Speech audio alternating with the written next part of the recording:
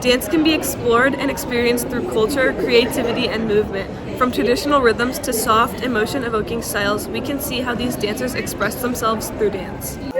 Tap dancer Bertha Crowley shares her experience with tap dancing. Ever since I got my first pair of tap shoes, tap has been an outlet for me to just have fun and have a space where I can be myself.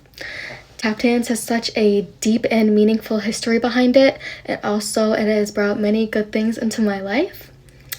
What's interesting about tap dance is that while it's also seen as a style of dance, it's also used as a percussion instrument.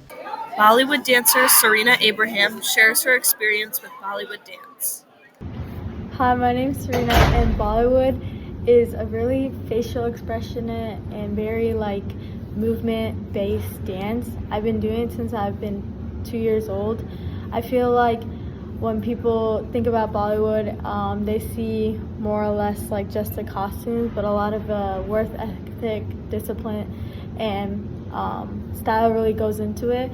Bollywood is known for having showing a story throughout the whole dance, so that's what Bollywood really means to me and what it is.